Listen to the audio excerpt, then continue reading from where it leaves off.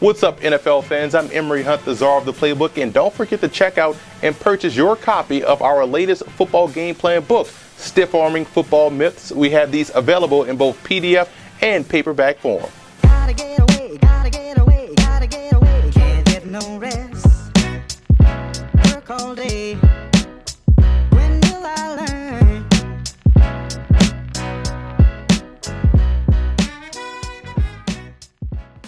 Welcome to footballgameplan.com, where football makes sense. I'm Emery Hunt, the czar of the playbook.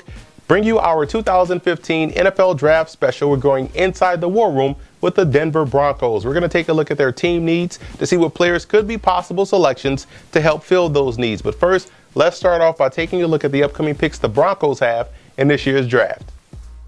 First, let's take a look at the mock draft rules. Number one, these picks are based off what I would do as the GM of the football team and what I believe the team needs are. And second, these rankings are my own personal rankings, which you can find on our website at footballgameplan.com/NFL draft. And this is not indicative of where I think these guys will actually go in April's draft. First, let's take a look at some of the team needs of the Denver Broncos. And this is a very good football team, so a lot of these needs, in my opinion, are more for depth purposes, like the offensive line, tight end, inside backer, and defensive depth as a whole. I do think along the offensive line, they have to find a way to get better at center. I think inside linebacker now moving to that 3-4 is a way they can also add some quality depth in this draft.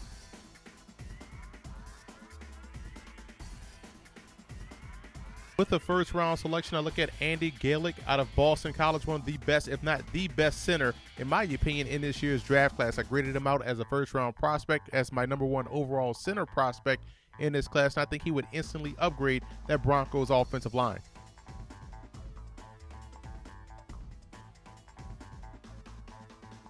Double dipping along the offensive line, I went to the tackle position with Ty Sombrello out of Colorado State at 6'6", 311. I love his footwork. He's a guy that may look a little awkward, but he gets the job done and definitely grades out well on film.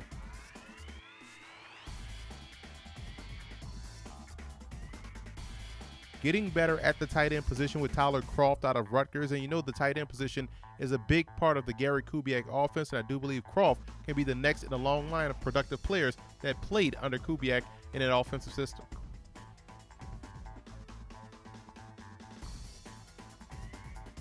Paul Dawson out of TCU was a very productive player for the Horned Frogs, and what he may not have athletically, he makes up for instinct and also talent. So I do believe he has a fit at the next level, especially in a 3-4 defense as an inside backer.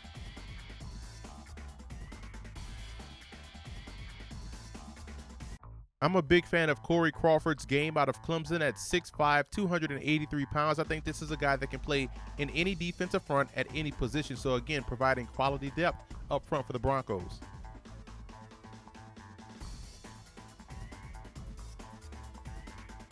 One of the more underrated defensive linemen in this draft class is Christian Ringo out of Louisiana at 6'1", 285. And Ringo played in a 3-4 defense while at Louisiana. I think he does provide quality depth and versatility up front. He can play the 1, the 3, the nose, the 5, anywhere up front. I think he can have success.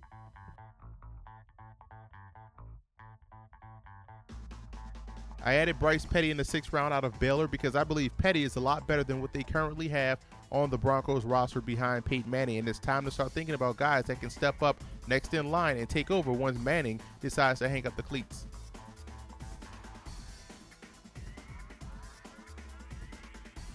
One of my favorite wide receiver prospects in this draft class is Fordham's Brian Wetzel. I think he'll be an ideal slot receiver, and he also adds tremendous value on special teams, being the holder on field goal and extra point, and also playing multiple special teams units, as well as being a good returner.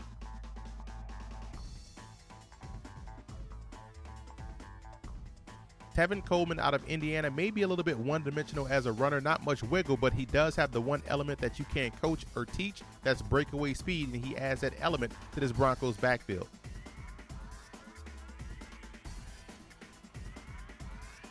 And wrapping up the Broncos mock draft, you look at defensive end Shaq Riddick out of West Virginia, 6'7", 236, transferred up from Gardner-Webb, where he put together a tremendous career getting to the quarterback. So again, I think he has that upside that you look for as an edge rusher. So let's recap my Broncos mock draft. You see where I address a lot of the offensive line issues, center and offensive tackle. Good tight end prospect in Tyler Crawford, and overall great depth along the defensive line, and also at some of the skill positions like receiver and running back. And I also want to give a huge shout out to Bronco fan forums for always showing football game plan support.